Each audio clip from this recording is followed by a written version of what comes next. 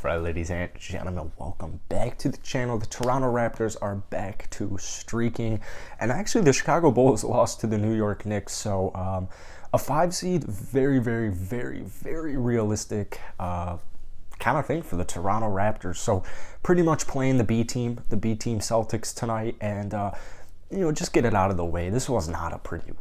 I'll say this out of the get-go. A whole multitude of things were really at play.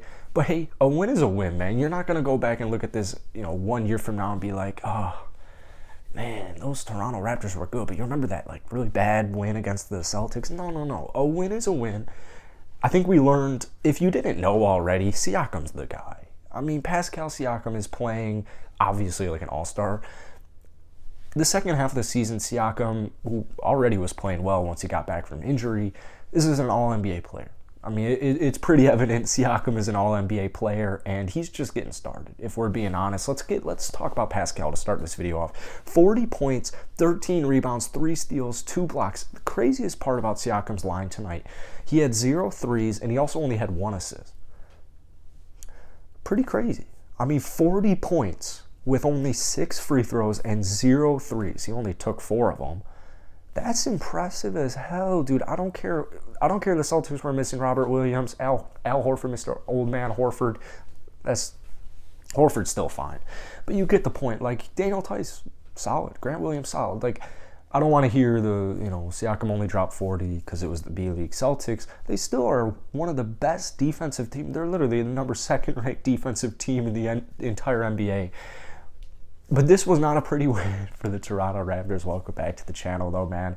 Let's try and hit 115 likes on today's video. As always, appreciate the like button. Love hearing your guys' insights down below in the comment section. And as always, if you enjoy this video and you like daily Raptors content along with daily NBA content, be sure to hit that subscribe button. We're getting close to 10.5K, which is mind-blowing. Two out of my last 3 Raps videos got over 500 likes, which is just something I've not seen very often. So appreciate you guys, Raptors Nation. A win is a win, man. A win is a win. I have a couple things about tonight. I feel like actually and you guys know I almost never talk about referees. Actually, I felt like it was kind of ridiculous. But this was a phenomenal win. I feel like morally, or maybe not morally, internally. I don't know. Confidence-wise, this was just an impressive victory, and it took every ounce. I mean, not only, first off, Thaddeus Young. I mean, this guy, you could say, I think actually Thaddeus Young is the reason that they were actually able to finish and win this game. Not only did Thaddeus Young have phenomenal defense, obviously the whole game he played, 28 minutes tonight? I mean, he did a little bit of everything. But in overtime, this guy was really critical. Huge offensive rebound. I mean, just what Thaddeus has been able to provide for the Raptors for this, ever since they got him and since the trade deadline, I feel like it's just being overlooked. And I think tonight was a prime example of why Thaddeus Young is going to be critical if the Toronto Raptors want to get past the first round of the playoffs, even get past the second round. Thaddeus Young is going to have a huge impact. He's a little on the older side, but as we saw tonight, it's not holding him back. Thaddeus Young, man, 12 points, 8 rebounds, 3 assists, a steal, 3 blocks, very efficient, 5 of 9 from the field, and then he also drained 2 threes, which to San Antonio fans is pretty unheard of. I mean, Thaddeus Young was an all-around gem tonight, and he is just such a critical piece to the Toronto Raptors, and I'm so glad that they acquired him. Freddie's injured. Let's be real with it. Freddie is injured tonight. Actually, overtime, 4th quarter, Freddie, that's when he shows up. He shows up for games when he's fully healthy. He'll play well in 3 quarters. But I've always kind of viewed Freddie as that closer. For the first half of the season, I really thought Freddie was just the closer. Siakam's probably more so the closer, but Freddie tonight, first quarter especially, you could tell. I mean, you could just tell first quarter he's not fully healthy. You can just tell he's injured. You can tell his legs bothering him. He was letting people get by him at will. He was giving up, threes without even jumping. But he came through when they needed him to. 3 steals late at the end of the game. And, he was important for him, but I saw some stuff actually on Twitter saying just rest Freddie, especially after the first half. I saw a lot of people saying just rest Freddie. He's not bringing it tonight. But he was another factor as far as why they won tonight's game. But as far as the future goes, definitely 100% need Freddie to get healthy. Like I said, this just wasn't that pretty of a victory. Thank goodness Pascal Siakam dropped 40 and just went off on the Celtics, because if the Raps lost this game, man, it definitely was going to sting. It definitely was going to sting. So I think tomorrow we'll all feel a lot better, just saying like, wow. I mean, just good thing we got that win, man. It wasn't very pretty, but the Raptors are really good at winning non-pretty games. This puts the Raptors at 11-5 against top 3 teams in each conference, and that's a really nice stat. That's an important stat as well. Even if it's not pretty, they'll find ways to beat good teams. They'll find ways to beat all teams, but especially when you're playing up against your competition, quote unquote, they are always showing effort, maximum effort. So outside of that, I do like what I saw from OG Anunoby. Phenomenal defense as always, 14 points, 8 rebounds, 3 assists, and a steal. I think just having him out on the court, especially he went 2 of 5 from downtown, having OG out on the court just opens up the whole entire floor. It adds another piece where you look at this lineup, and Scotty Barnes is probably the only player you feel like maybe okay with leaving wide open.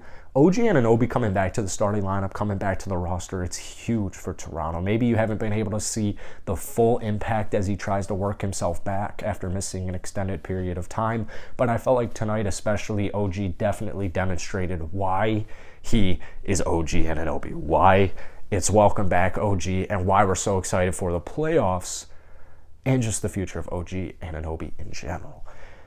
Scotty Barnes, 10 points, 4 rebounds, 4 assists. He handled the ball as he kind of always does as well. But I think this was a good all-around game from Scotty. Good all-around game, 10 points, 4 rebounds, 4 assists. I know it's below season average, but I'm not going to get on Scotty too much. Obviously, there's some flaws, but the long-term outlook on Scotty is just through the roof. And if you just, when the Raptors get to the playoffs, just all of this playoff experience, even if Toronto gets like the 6th seed and they get blown out all 4 games in the first round, which won't happen, keep in mind, but even if that were to happen, it's just such a good learning experience for all of these players, but especially Scotty Barnes, like literally the 4th pick in the draft this past year, and you're the 6th seed in the playoffs. I think Chicago does have the tiebreaker, so I'm pretty sure Toronto is still the number 6 seed, but anyways, moving on. Precious Achiuwa, defensively, this guy really showed up with 4 blocks. Chris Boucher couldn't really get much going. They ran an 8-man rotation, and I'm kind of actually really surprised. I don't really understand why Armani Brooks didn't play. I tried to look into it a little bit. He was a healthy DNP. I don't know why Armani Brooks didn't play much tonight. I actually really don't know. Outside of that, man, Gary Trent Jr., he came back tonight, only 12 points. It's just kind of the same thing goes with Gary and Freddie for me, where it's like, I just need these guys to be fully healthy. Even if you're taking the night off, not accepting a defeat, but let's say both Gary and Freddie took a couple games off just to get back to 100% and you lose a handful of games, I just feel like long term, that's not a bad thing. Obviously, I'm not a doctor. I don't know Fred's actual position. I don't know Gary's actual position, so take it with a grain of salt, but I'm not saying rest these 2 guys. I'm not saying bench these 2 guys, but what I am saying is it is extremely, extremely critical to have both of those 2 players fully healthy, or as healthy as you humanly can get by the start of the playoffs. Those are 2 huge pieces for the Toronto Raptors. You've seen Gary go for 30. You've seen Gary go for 40. You've seen Freddie do the same thing, 30-point double-doubles, dropping threes to end the game, dropping floaters to end the game, having huge steals to end the game. Gary Trent, same thing, 3 steals for both of those 2 players tonight. They're so critical to the success of the Toronto Raptors come playoff time, and so I just want them both to get fully healthy. It's more so Fred. Gary, it's a little, for me, the way I stand with Gary is he's just been in and out of the lineup as of late. Same thing goes with Fred, but I think that's hindering him a lot more. Gary is a player who he just needs to play a little bit more. I'm not worried as much about Gary because shooters shoot, man. Sometimes it just doesn't fall in. Sometimes you just don't have a great shooting night. just want to start getting that confidence back up. Just want to start getting the chemistry going with his teammates, stuff like that. It's the little things. It's the little things that are going to add up for a player like Gary Trent Jr. come playoff time, because this is a guy who's, he's not afraid. He's going to play through whatever. This isn't somebody you really have to worry about, but I want him to be at his highest. I want, all the Toronto Raptors to be at their highest right now. So you have a couple of games left on the season, man. We're getting down to the last 2 weeks. Might technically be 3. I think it's more like 2.5. I think playoffs start like, May 8th, May 16th, something like that. So really, it's the same thing that I always talk about in Toronto. Like, keep accumulating these wins, especially when you're a little injured. And it doesn't matter who you're playing. It doesn't matter who the other team has. Just keep your foot on the gas. Keep winning games. Keep climbing up in the Eastern Conference. But at the same time, be a little wary of injuries. And make sure your team is as healthy as they humanly can be come playoff time.